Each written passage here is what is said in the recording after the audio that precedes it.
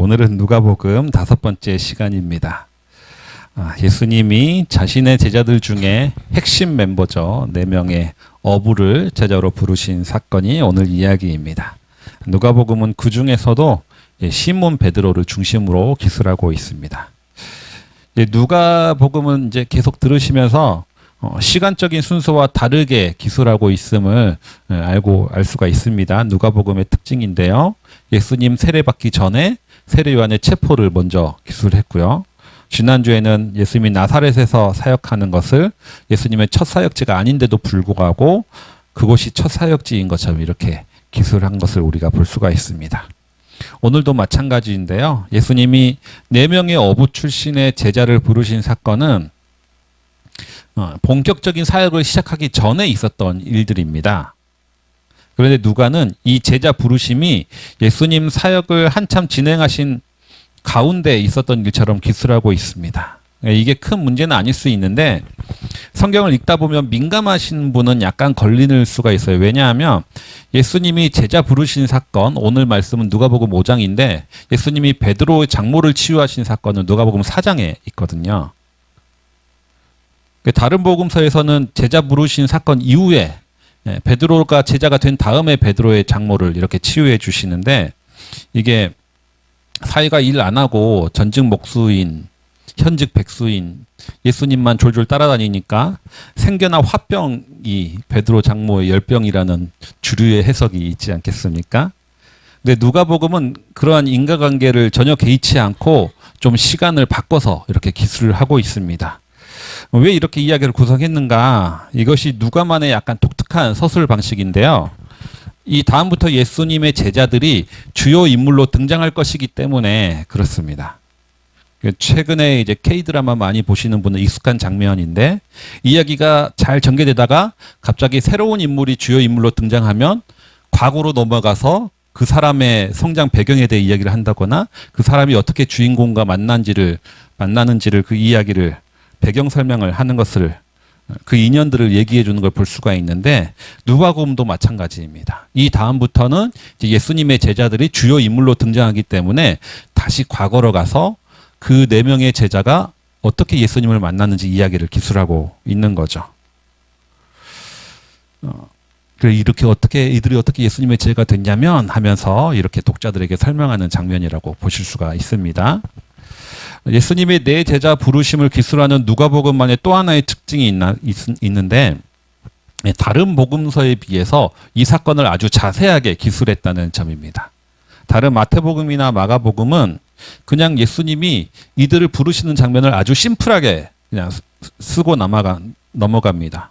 예수님이 그냥 길을 가다가 어부들을 발견하고 나를 따라라, 사람 낚는 어부가 되라. 그러니까 그들이 모든 것을 버려두고 예수님을 따랐다. 이게 다른 복음서에 있는 전부 기술입니다. 그런데 누가복음은 예수님과 이 제자들이 만나는 날을 아주 자세하게 이렇게 기록하고 있는 거죠. 누가복음은 이 사람들이, 예수님의 제자들이 태어날 때부터 사도가 아니라 평범한 어부들이었음을 기록하고 있는 겁니다. 우리와 다를 바 하나도 없는 인간이고 서민이고 가난한 사람들이었음을 누가복음은 알려주고 싶었던 거죠.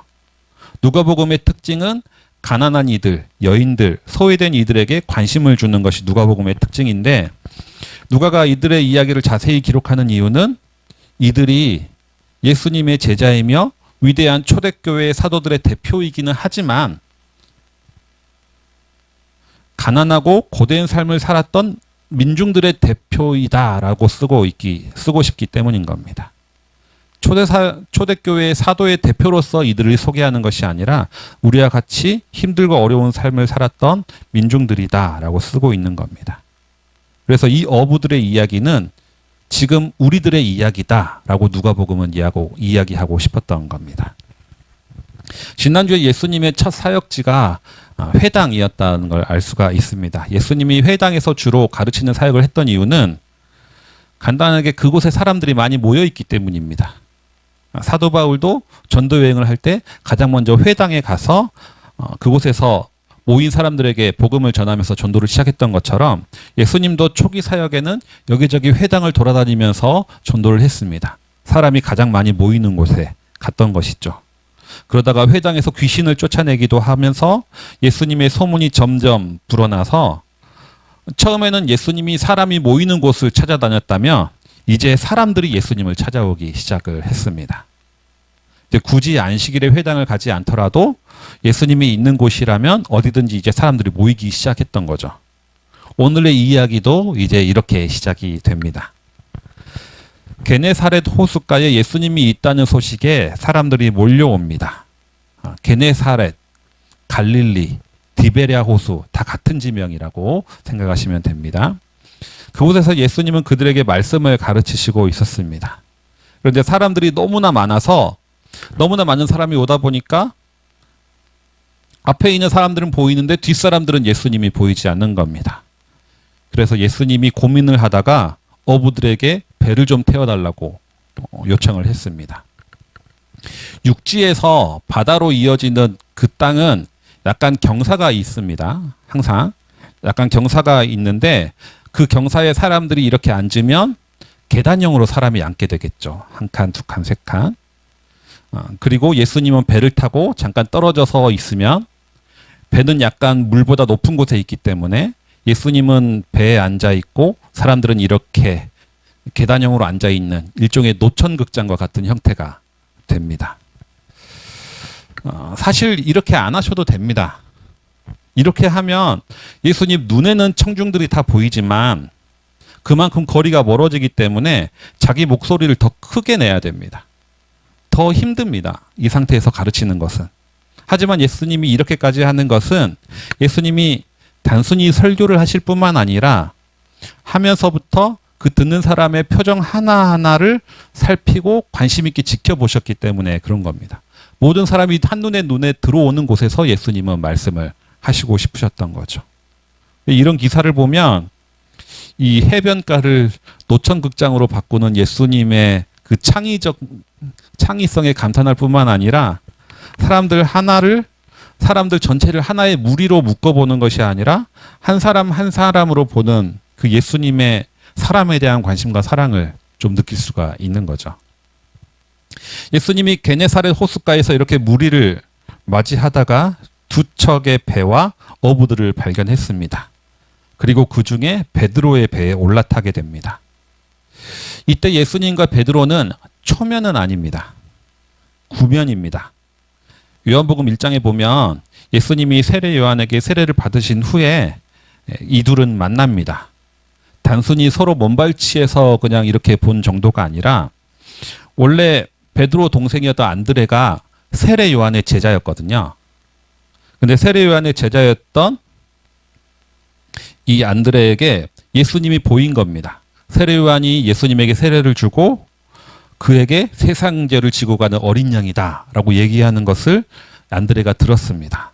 그래서 예수님을 따르기로 마음을 먹고 자기 형이 시몬에게 가서 내가 메시아를 만났다. 같이 가자 해서 시몬을 데리고 가서 예수님을 찾아가서 만납니다.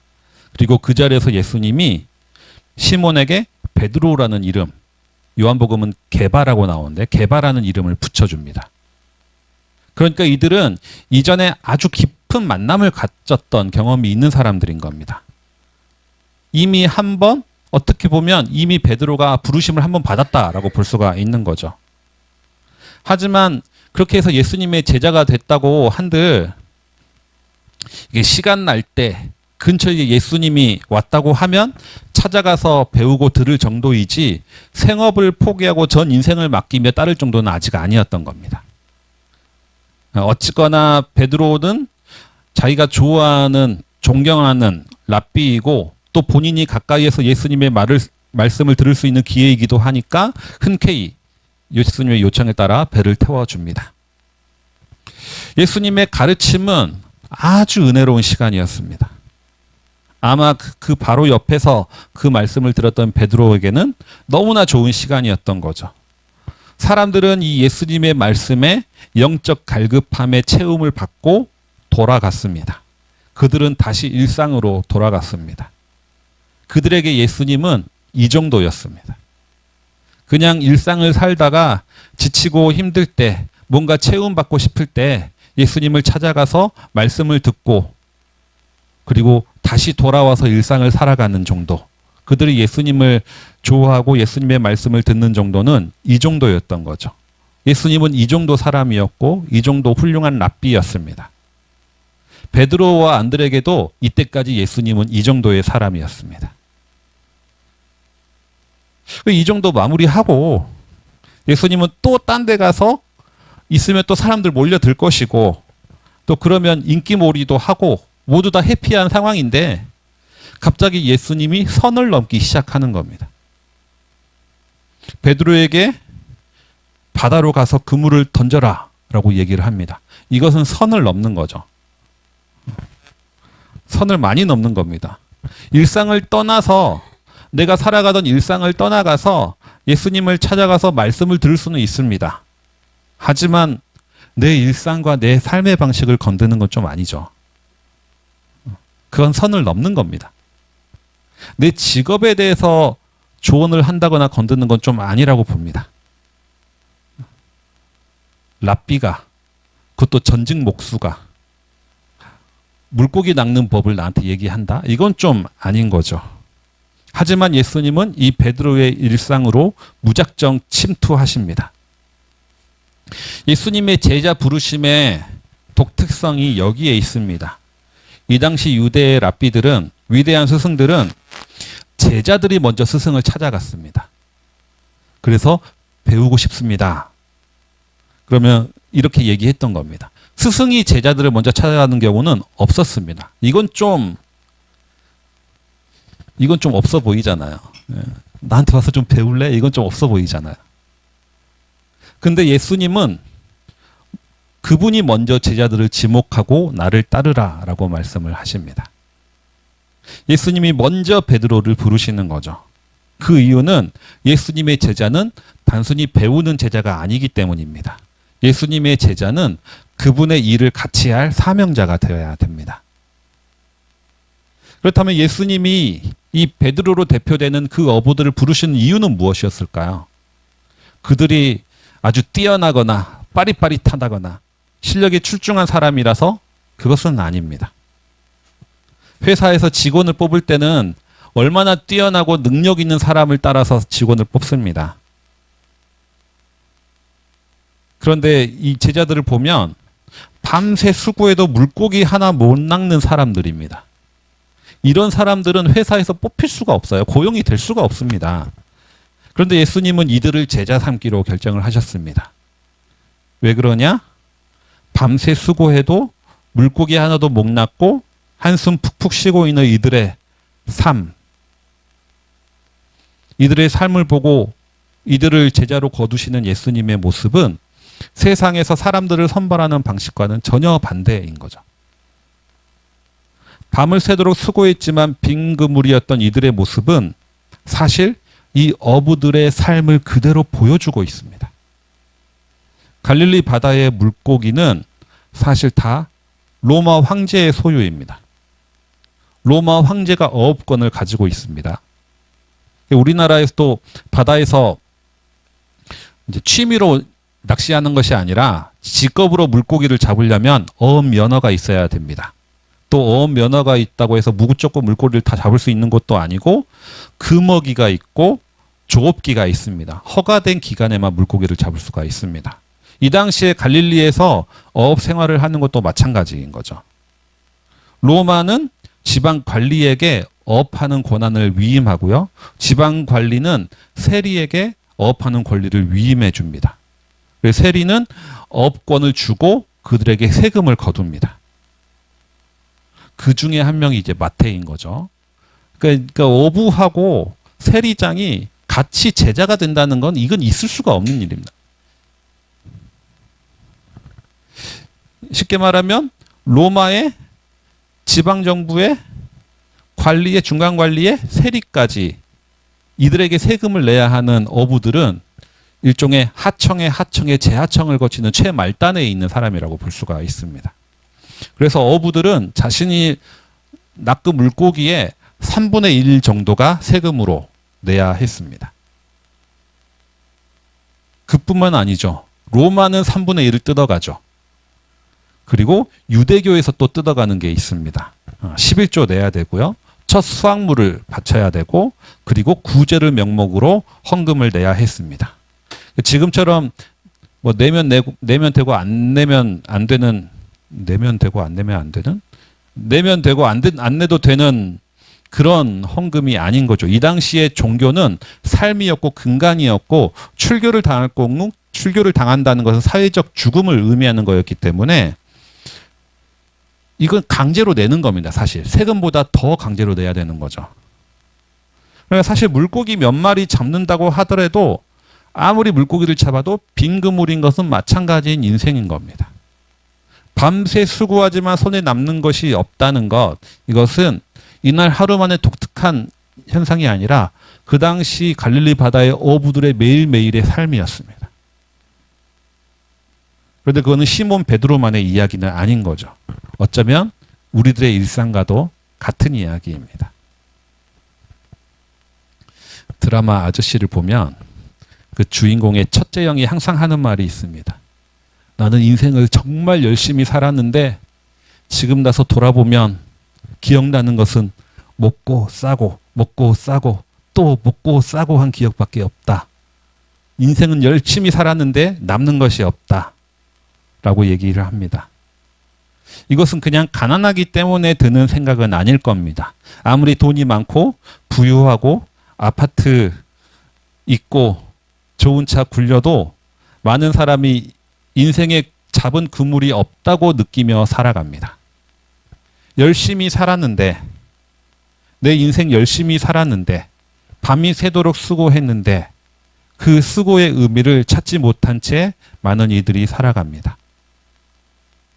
어쩌면 우리 모두가 지난 삶을 되돌아볼 때 이렇게 생각할지도 모르겠습니다. 예수 그리스도를 만나지 못했다며.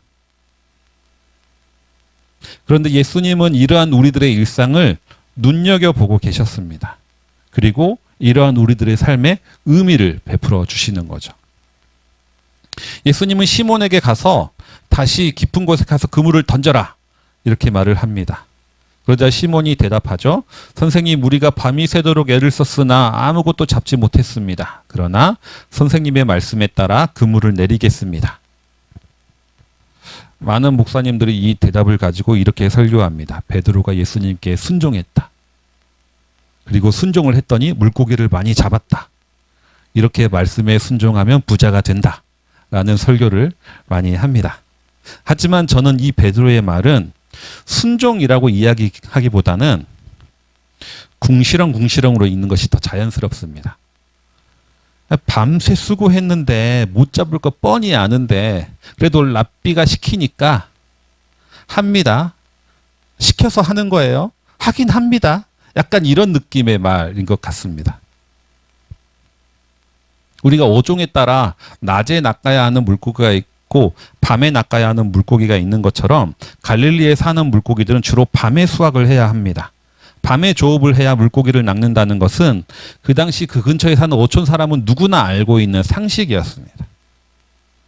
그런데 내륙 사람 목수의 아들이 낮에 조업을 하라니까 답답한 거죠. 존경받는 랍비니까 존경하는 랍비고 말씀 내가 은혜스럽게 들었으니까 뭐라 말은 못하겠고 궁시렁궁시렁 하면서 그 말대로 따릅니다. 그런데 그 결과 물고기를 엄청 많이 잡게 되는 거죠. 그런데 그리고 베드로는 그 순간 예수님의 인간성 뒤에 있는 신성을 목격하게 됩니다. 신의 위엄을 그 순간 느끼는 거죠. 그래서 베드로가 고백합니다. 주님, 나를 떠나십시오. 나는 죄인입니다. 베드로가 이렇게 고백하는 이유는 베드로의 시선이 물고기에 있는 것이 아니었기 때문입니다. 물고기를 낚게 하신 예수님에게 있었기 때문인 거죠. 물고기를 낚게 하신 예수님에게 베드로가 주목했기 때문에 예수님 뒤에 있는 신의 위엄을 목격할 수가 있었습니다. 그래서 그는 하나님을 목격하면 죄된 인간은 죽을 수밖에 없다는 그 공포와 경외심을 그 순간 동시에 느끼게 되는 거죠. 하나님의 은혜를 맛본 사람은 많이 있습니다. 하나님은 우리의 삶에 무작정 들어오셔서 은혜를 베푸십니다. 그런데 많은 이들이 하나님의 신성을 목격하지는 못합니다. 하나님이 베푸신 은혜의 출처가 어딘지 관심을 갖는 것이 아니라 그 물고기에만 관심을 갖기 때문인 거죠. 그래서 대부분의 사람들은 이렇게 얘기합니다. 주님, 나를 떠나지 마시고 앞으로 지속적으로 이렇게 물고기를 잡을 수 있도록 해주시면 제가 뭐 감사헌금도 많이 하고 11조도 또 많이 하지 않겠습니까? 이런 식으로 얘기할 겁니다. 예수님을 통해서 하나님의 신성을 바라보는 것이 아니라 오히려 예수님을 비즈니스 대상으로 보는 그리스도인들이 많은 것이 현실입니다. 비즈니스 대상으로 보면 다행이죠. 최소한 상대 눈치는 보잖아요. 그냥 오군 탐지기 정도로 보는 사람들이 많습니다. 베드로의 뛰어난 점, 베드로의 위대한 점은 여기 있는 거죠. 물고기가 많이 잡히는 순간 그 물고기에 주목한 것이 아니라 예수 그리스도에게 주목했다라는 겁니다. 그리고 예수님이 하나님의 아들이라는 것을, 예수님 자신이 하나님이시라는 것을 그 순간 깨닫게 되는 거죠. 그 물고기의 출처에 주목할 줄 아는 눈을 가졌다는 겁니다. 그리고 그때 예수님은 베드로에게 앞으로 사람을 낳게 될 것이다 라는 소명을 주시면서 제자로 삼게 됩니다. 베드로가 예수님의 말씀에 감화를 받아서 헌신한 것이 아닙니다. 일상을 벗어나 예수님의 말씀에 집중하던 많은 이들이 말씀을 끝나니까 돌아갔습니다. 베드로가 소명에 받은 자리는 그가 매일매일 살아가던 어부의 자리였습니다.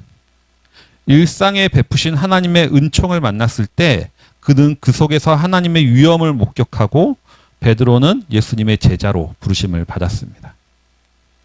그리스도의 제자는 하나님의 축복을 누리는 자가 아니라 이미 주시는 일상의 작은 선물 속에서 그 속에서 하나님을 목격하는 사람입니다. 그 은혜의 출처가 하나님께로 왔음을 아는 사람은 나의 자격 없음과 나의 죄인됨을 고백할 수밖에 없습니다. 그리고 주님은 이렇게 죄인됨을 고백하고 자격이 없다 고백하는 자를 제자로 삼으십니다. 밤새 수고를 하지만 아무것도 잡지 못한 어부들에게 예수님은 찾아오셨습니다.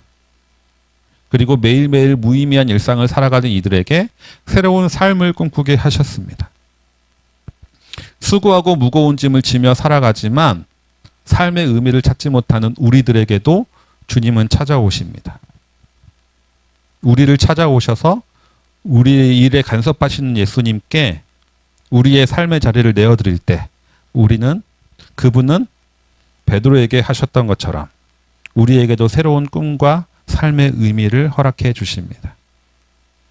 예수님이 우리를 찾아오시는 목적은 은혜로운 말씀을 들려주시기 위함이 아니라 우리의 삶을 변화시키기 위함입니다.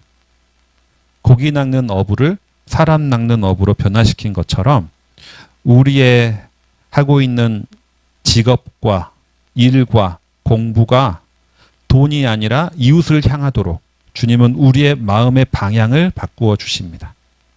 그분께 순종함으로 우리의 일상에서 하나님의 위엄을 발견하고 삶의 의미를 깊이 있게 찾아가시는 우리 모두 성도님들 되시기 바랍니다. 오늘 주신 말씀 생각하시면서 잠시 침묵하며 내일을 바라보며 기도 함께 드리겠습니다.